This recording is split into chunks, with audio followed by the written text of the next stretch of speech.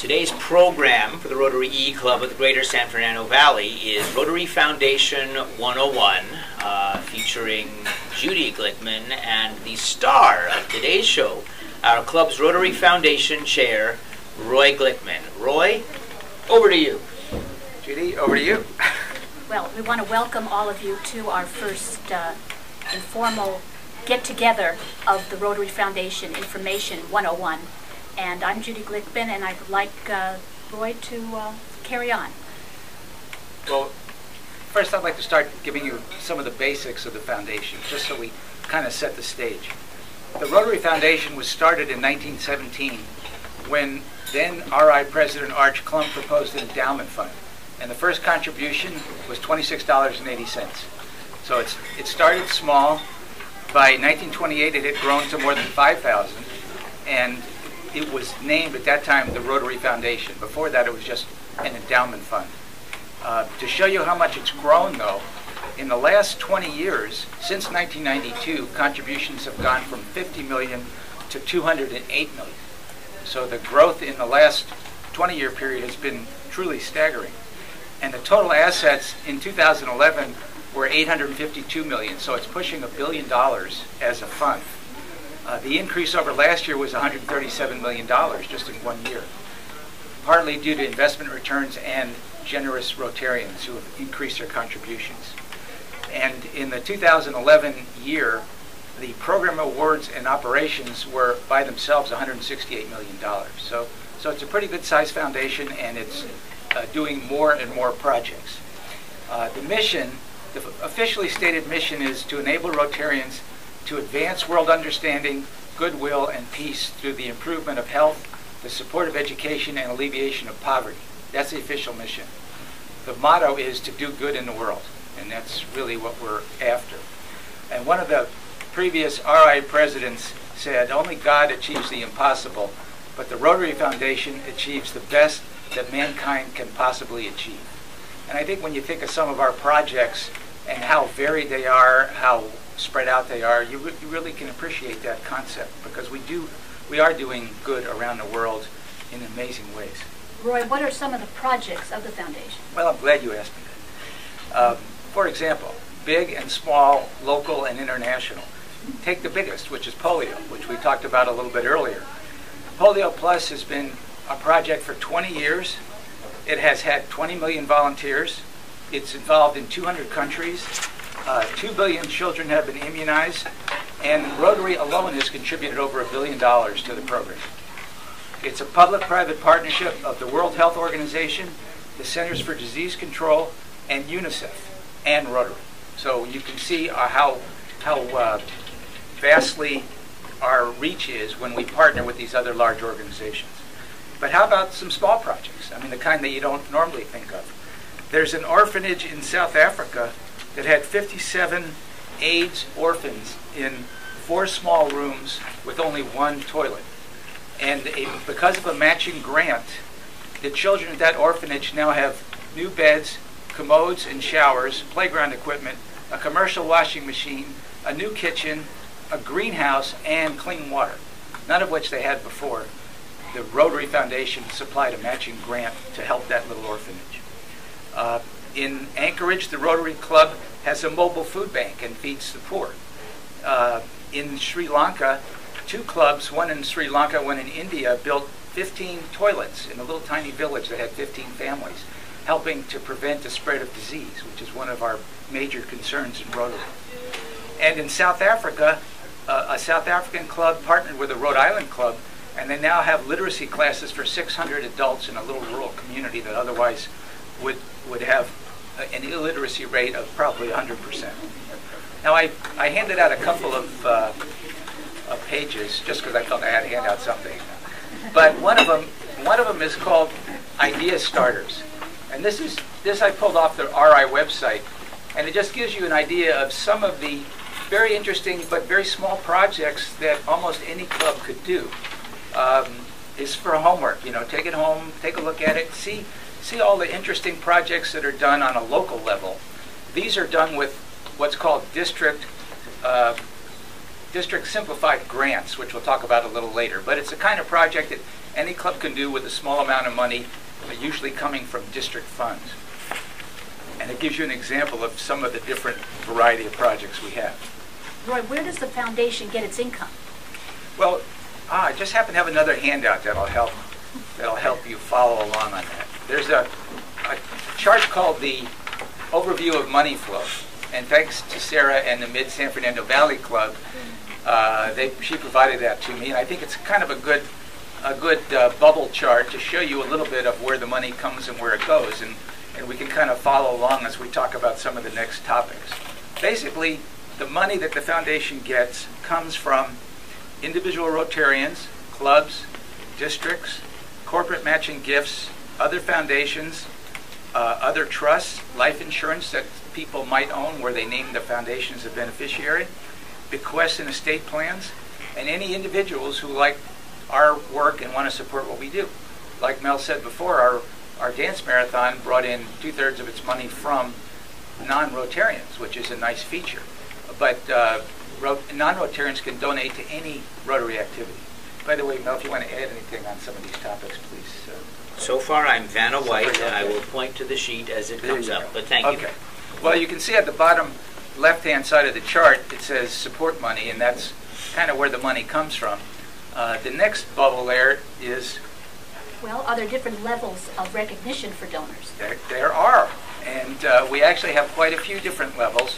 A lot depends on how much you gave and where did you give it to, because we have different funds in the Rotary Foundation. We'll talk a little bit more about the different funds in a minute, but basically there's 3 funds that are the most important. One is called the Permanent Fund, which is an endowment.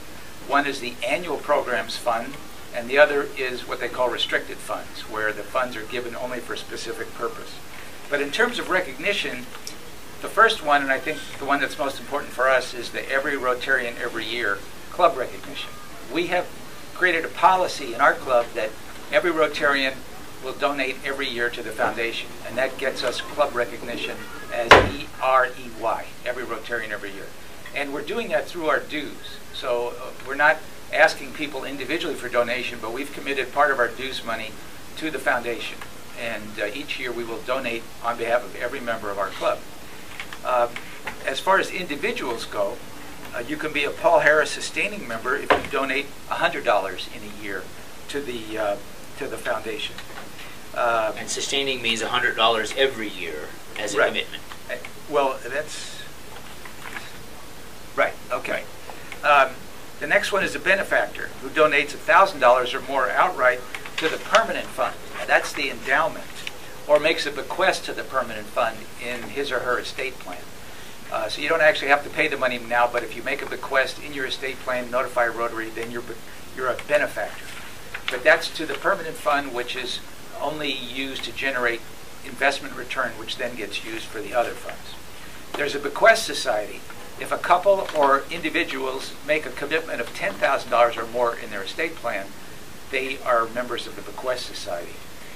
The Paul Harris Fellow is someone who gave $1,000 or more to the Annual Programs Fund. That's not the permanent fund. The Annual Programs Fund is actually used on a regular basis. It's not saved in perpetuity. A major donor is a couple or individual who have given over $10,000 to any of the foundation funds. And then the really big recognition is for the Arch Clump Society, which is a cumulative gift of over $250,000. That's a lot of giving, but it's cumulative over the years. And just to give you an idea, in 2011, 44 Arch Clump Society members were recognized. So that means 44 people or couples in 2011 had cumulatively given over $250,000, which is quite impressive. So anyway, those are our recognition levels. You can see the little bubbles here that show them coming from our support dollars and then going up to the different funds. Roy, what's the role of the foundation committee? Well, each club has a foundation committee, and the purpose of the committee is to educate the club about the foundation, to encourage and facilitate participation in foundation grants and activities, and to encourage financial contributions to the foundation. I look at it as giving money raising money, and working on and creating projects. You know, it's really, I think, three separate functions, but all wrapped up in the club's foundation committee. I'm the initial chair of our foundation committee. I don't have a committee yet, but I'm looking at a lot of faces out here that I hope will someday want to be on the committee. I have actually learned quite a bit about the foundation in preparing these remarks, and it's quite exciting when you realize how much you can do and how much of it can be bottom up, meaning we come up with the ideas, we come up with the partners, we figure out what to do. I think you'll see that it's really quite an exciting project. So I'm hoping as we learn more and as we get used to the way the foundation works, we'll be able to be very active in it on a club level. So look for more information coming. How are donations to the foundation allocated? That's a real good question. That took a lot of figuring out on my part to kind of understand, because the foundation, as wonderful an organization as it is, isn't real good about explaining itself. And the way it works is money goes into one of three baskets. The first basket is the annual programs fund. The second basket is the permanent fund, which is the endowment. And the third basket are the restricted funds. So if we take them one at a time, the permanent fund is like a university endowment where it all goes into an investment pool, and they invest it and only use the interest or the earnings that are accrued to the permanent endowment. It's not, the endowment itself isn't spent. So every year they take out whatever they made and they distribute it to one of the other funds. Apparently it mostly goes to the annual programs fund. That's the second basket. Most of the money that comes into the foundation goes to the annual programs fund. That's a fund where our contributions normally go. The money is held for 3 years. Mel mentioned this earlier. So what happens is during that 3-year period, the earnings on the money is used for administrative costs. At the end of the 3 years, the money is then divided into two more baskets. One is called district-directed funds, and one is called the World Fund. So we take this one initial fund divided into two. 50% of the district's money goes into the district-directed fund. So every district essentially will get control of half the money it contributed to the foundation. It comes back 3 years later, and the district can then divide it up for different kinds of grants. And the other 50% goes into this World Fund, which the Rotary Foundation will dole out in different grants. And if you want to look at it in a little shorthand way,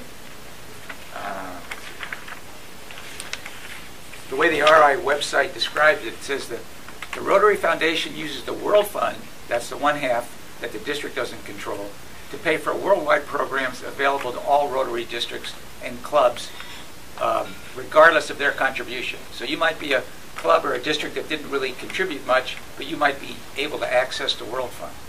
On the other hand, the district-directed funds are controlled by the district that gave those funds. So if our district contributed $100,000 to the annual fund in year 1, in year 3, $50,000 comes back to the district to distribute among the clubs in the district. Now the clubs that get it might not be the clubs that donated it, but it's still a club in the district.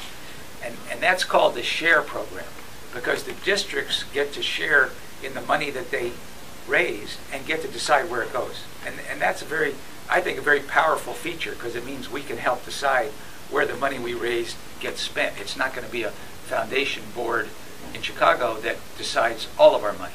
50% yes, but the other 50% we can control through our own district. And that can create a lot of creativity on our part to be able to get back those funds through projects we want to create. Okay. What are the general areas of focus of the Rotary Foundation? That's really interesting. The foundation has examined the areas where we have been doing most of our work, and they've come up with 6 areas of focus. And I listed them on that little outline I gave everybody. Let's see if I can find it. They are peace and conflict prevention and resolution, disease prevention and treatment, water and sanitation, maternal and child health, basic education and literacy, and economic and community development.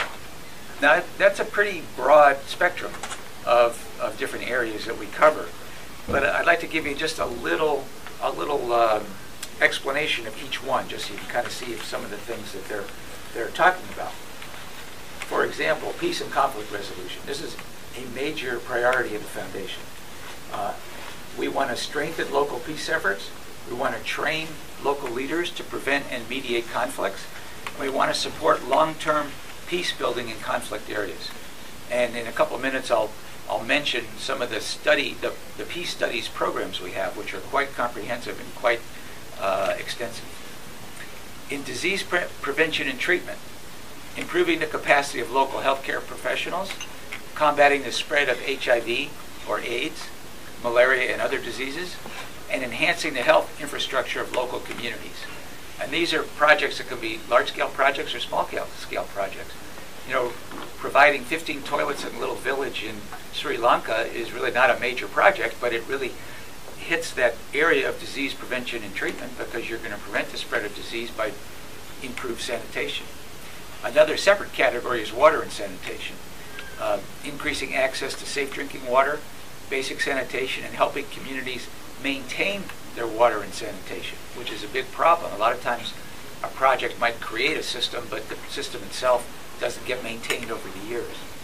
And educating communities about the need for safe water and sanitation, because many communities just don't understand how important it is. The fourth category is the maternal and child health field, where we want to reduce the mortality rate for children under 5, reduce the maternal mortality rate, and improve access to medical care. Of course, many villages and small areas don't have any medical care. And so any training we can do or providing of personnel will be a major benefit to those communities. Basic education and literacy. We want to ensure access to basic education for children, many of whom have no education, and reduce the gender disparity, which is a big problem in many parts of the world. And we also want to work on increasing adult literacy. That South African adult literacy program is an example of that. And finally, we have this economic and community development field, where we want to strengthen the development of local entrepreneurs in impoverished communities to help businesses grow, even on a very small microcredit level. And there are new partnerships developing between Rotary and microcredit agencies where they're creating funds for small entrepreneurs in different parts of the world. Are all these programs divided into categories? Yes, they are, actually. We have, well, I can explain it this way. There are many categories now. There will be fewer categories in the future. As we'll talk about in a few minutes, there is a future vision to change the way grants are administered. But at the moment, the grants include the following categories. One is ambassadorial scholarships. This is one of our biggest programs. I'm sure most people have heard about it. It is one of the largest international scholarship programs in the world, which is quite a tribute to Rotary as an organization. Scholars study in a country other than their own. That's why it's called ambassadorial scholarships, because they're ambassadors of goodwill by studying in a different country than where they live. Since 1947, more than 41,000 scholars from 110 countries have been supported by this program, and it has cost over $540 million. So it's one of Rotary's major programs, and it's been tremendously successful. We also have the Group Study Exchange, which we've called GSE. I'm sure most people have heard of that. That's an international exchange of young, non-Rotarian professionals for 4 to 6 weeks abroad, and they're organized into either single vocation teams, cultural teams, or humanitarian teams. And in the area of peace and conflict resolution, Rotary has 7 centers around the world where people are supported to either get a master's degree or a professional certificate in peace studies and conflict resolution. And every year we provide 60 fellowships for master's degree and 50 fellowships for professional development certificates. And the universities are in Bangkok, Thailand, North Carolina, Tokyo, Buenos Aires, England, Brisbane, Australia, and Uppsala, Sweden. So it's a very international program. It has trained many people, and it is one of Rotary's major areas of focus, because peace and conflict resolution is one of the 6 main areas that we feel very strongly about. We also have programs that provide Rotary grants for university teachers, especially in areas where the skills that they will learn are not in good supply. And then we have humanitarian grants. That's probably the biggest category. And since 1947, humanitarian grants from Rotary have totaled over $1.6 billion. So it's quite a large category, and it involves programs on a large scale and a small scale. We used to have a category called Health, Hunger, and Humanitarian Grants that were called 3H. That's been phased out, or is being phased out, as I understand it, as we go to the Future Vision program. But those were large-scale projects to help alleviate hunger, enhance health, and improve human development. And that's been, since 1978, we've had 347 of those large-scale projects. Matching grants are the next category, and those are the ones that are really most important to us, I think. Because a matching grant is a program where two clubs get together, one from a country where the project is needed and one from another country. The clubs partner, they apply for funds from the district and from the Rotary Foundation, and they develop a project for the designated country that then can be sustained over the long term. It involves cooperation between clubs from two countries. It meets an immediate local need, and it's set up so that over the long term the project will be able to support itself. The local villagers or the local community will be able to sustain it.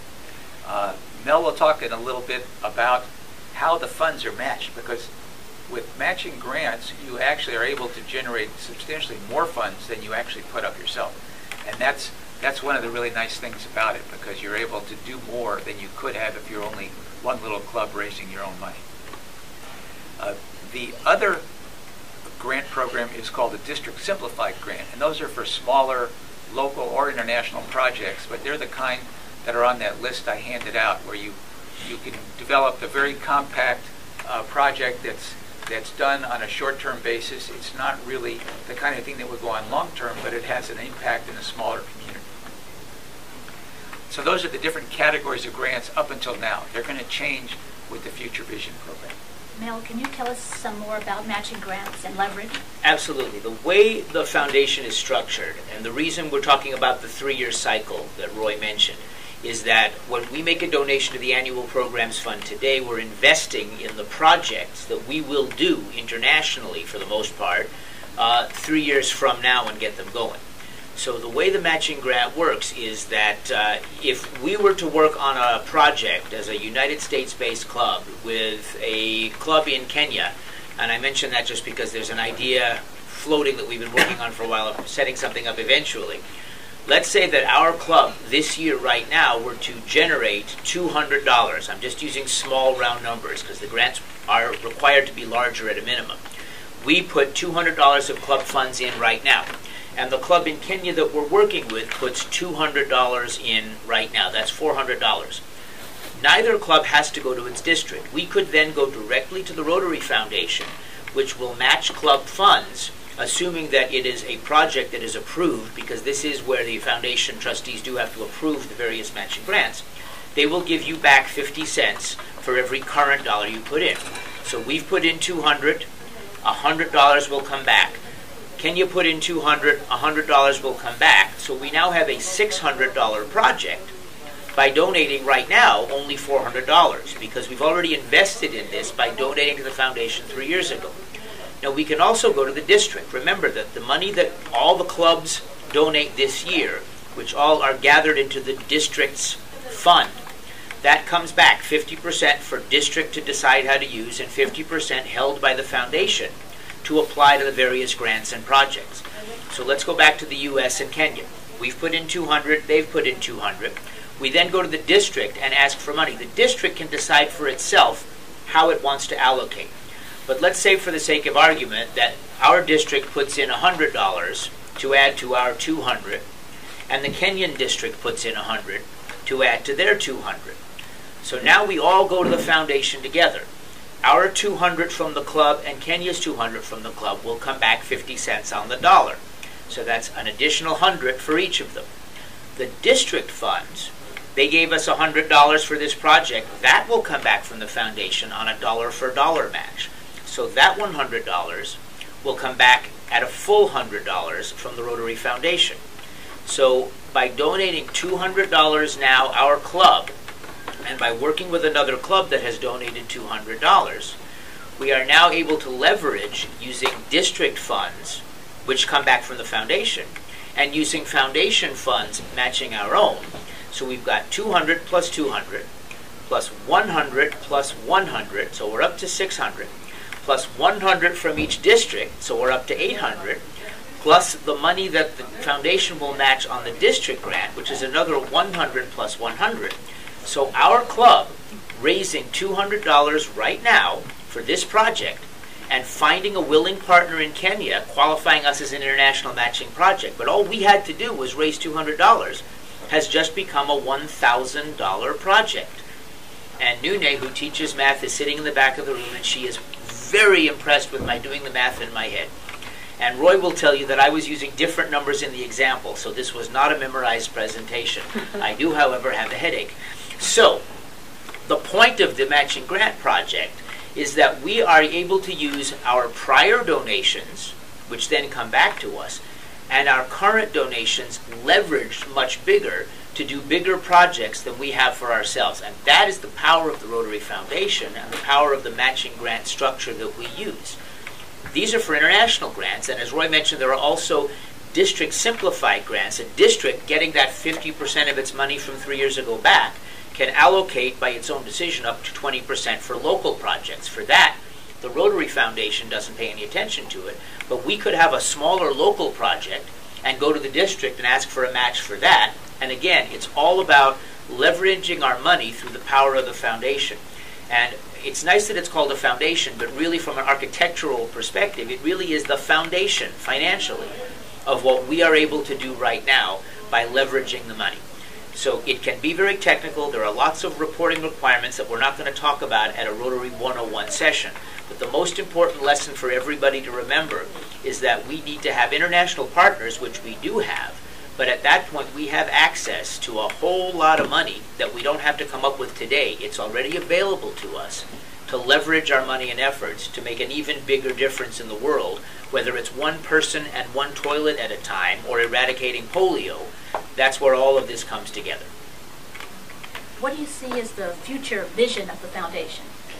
Well, the Rotary has developed a new model for grants, which has been in the pilot phase for the last 3 years and will become effective for all districts in July of 2013.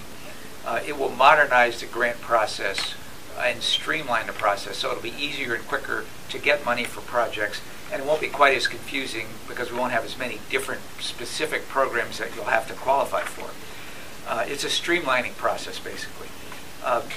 The reason for it is because back in 2007, the foundation realized they were spending 20% of the budget on long-term activities with high impact and 80% on short-term activities with minimal impact.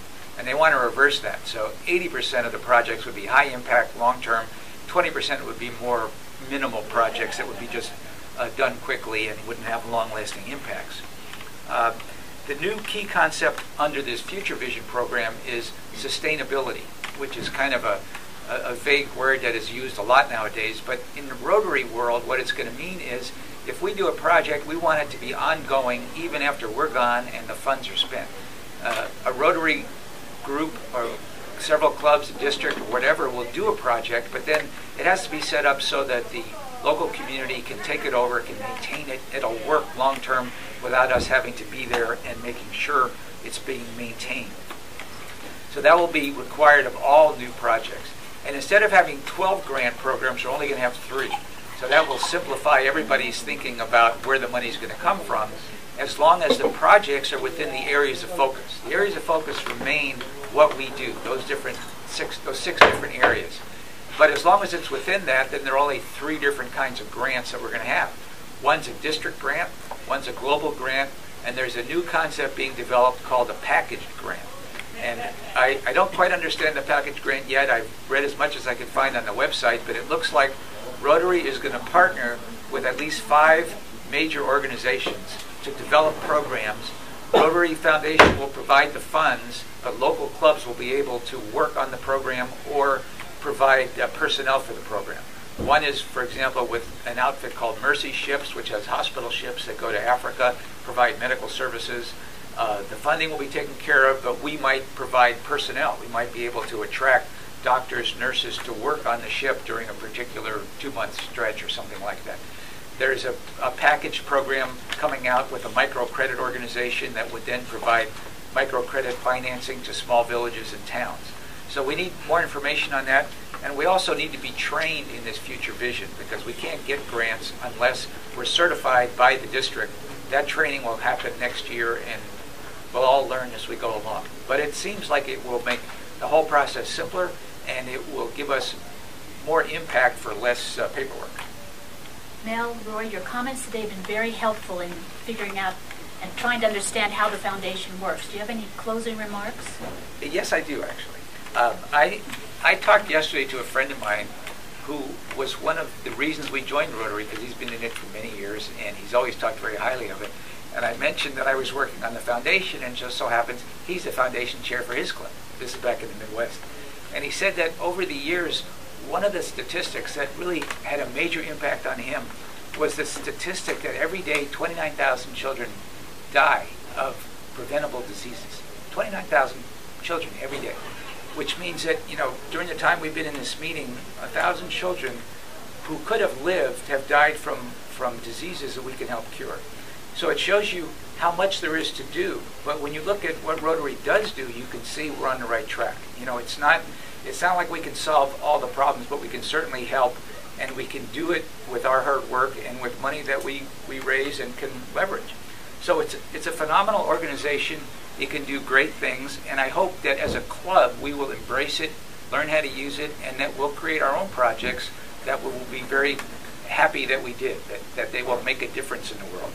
And I'd just like to read you a little poem from a Rotary International president back from 1959-60 that kind of gives a little flavor of the kind of impact the foundation can have. I guess he was a poet and put a lot of his work into poetry. But anyway, his poem was, "Bridges of friendship could be built where in war men's blood was spilt. Bridges built in Rotary's way, bridges built to speed the day, when peace and concord will hold sway, that man may reach his long-sought goal, neighbors all from pole to pole.